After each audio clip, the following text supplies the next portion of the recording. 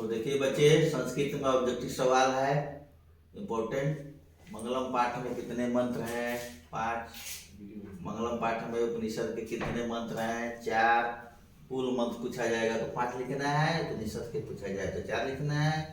और उपनिषद के रचनाकार महर्षि वेद व्यास हैं। किसकी जीत होती है? तो सत्य की जीत होती है। किसकी हार होती है? तो असत्य की हार होती है। इस तरह से मंगलम पाठ में हमेशा पूछा जाता है। शास्त्रकारा का है वेदांत कितने हैं? तो 6। पटना का इतिहास कितना पुराना है? 2500 वर्ष है। दामोदर कौन थे? कवि थे। राजशेखर कौन थे? कवि थे। किस काव्य की रचना की? कूटनीति तो काव्य मीमांसा की। इस तरह से हर पाठ में ये ऑब्जेक्टिव सवाल तैयार करना है। प्रत्येक वर्ष ये पूछा जाता है। इस साल भी है कि आलसी कितने सोए थे? तो 4 आलसी थे। नरक के कितने दरवाजे हैं? 3 दरवाजे हैं। सत्य की धर्म की रक्षा किससे होती है? सत्य से। कुल की रक्षा किससे होती है? वृत्ति से। विद्या की रक्षा किससे होती है? योग से। तो इस तरह से प्रत्येक पाठ से हमको 20-20 सवाल याद करना है ताकि परीक्षा में हम लोग बढ़िया से दें। पाणिनि कौन थे? तो व्याकरण के जन्मदाता थे। शास्त्र का क्या अर्थ है? तो ज्ञान का शासक है। विदुर कौन थे? मंत्री थे। अलस कथा पाठ के लेखक कौन है? तो विद्यापति। मंदाकिनी वर्णन के लेखक कौन है? तो ये महर्षि वाल्मीकि है। इस तरह से प्रत्येक पाठ से याद रखना है। ऑब्जेक्टिव इस साल भी आने वाला है। व्याघ्रपति कथा से क्या हमें शिक्षा मिलती है? मनसीन कौन था? तो बाघ था। लोभी कौन था? पति कहाँ फंस गया?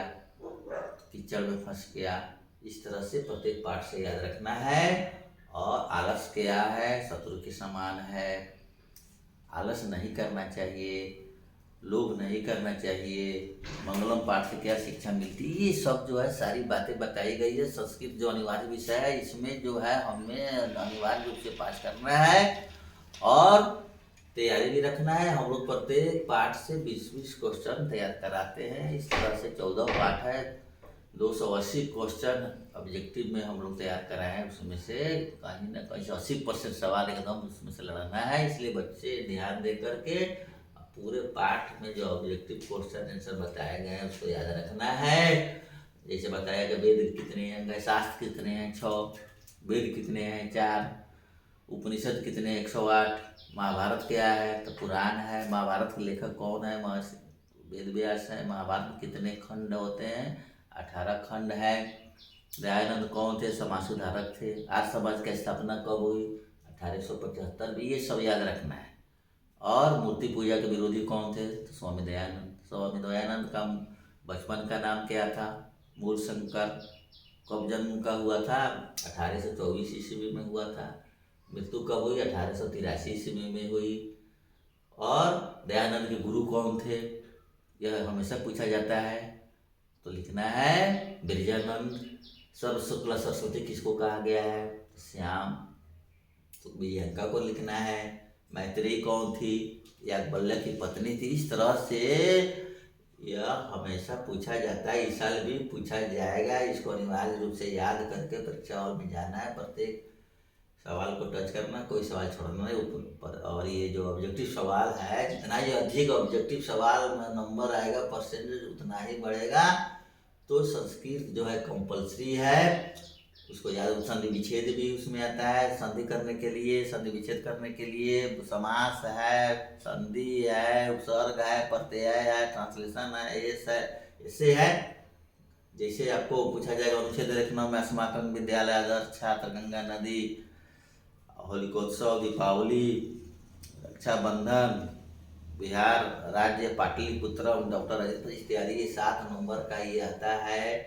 इससे 7 नंबर का ट्रांसलेशन भी आता है। कुछ रेडीमेड ट्रांसलेशन हम बताते हैं जो परीक्षा में आता है। हर्षा जैसे गंगा हिमालय से निकलती है, वृक्ष से पत्ते गिरते हैं, कवियों में कालिदास श्रेष्ठ है, मुझे मिठाई अच्छी लगती है, गणेश को लड्डू अच्छा लगता है, वह पैर से लगड़ा है। ये सब सवाल जो है ट्रांसलेशन हमेशा पूछा जाता है। इसको ध्यान दे करके इसको याद रखना है और संस्कृत में विशेष ध्यान देना है क्योंकि यह कंपलसरी विषय है।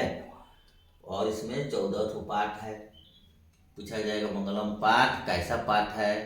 तो पदयात्मक है। अलस कथा कैसा पाठ है? तो व्यंग्यात्मक है। प्रश्नोत्तर शैली में कौन ऐसा पाठ है? तो नीति श्लोका है। वनसीन कौन था? तो बाघ। और पथिक जो है कहाँ फंस गया? तो कीचड़ में फंस गया। मंदाकिनी वर्णन में कितने श्लोक हैं? तो 10 श्लोक हैं। भारत महिमा पाठ से भी याद रखना है। अलस कथा से, संस्कार पाठ से ज्यादा सवाल पूछता है, नीति श्लोक से पूछता है, व्याघ्र पथिक से ज्यादा पूछता है सवाल। कर्मवीर कौन था? तो राम परवेश राम। राम परवेश राम कैसा बालक था? तो दलित बालक था। और राम परवेश राम लोक सेवा आयोग परीक्षा में कौन सा स्थान प्राप्त किया? तो प्रथम स्थान प्राप्त किया। इस तरह से ये सब हर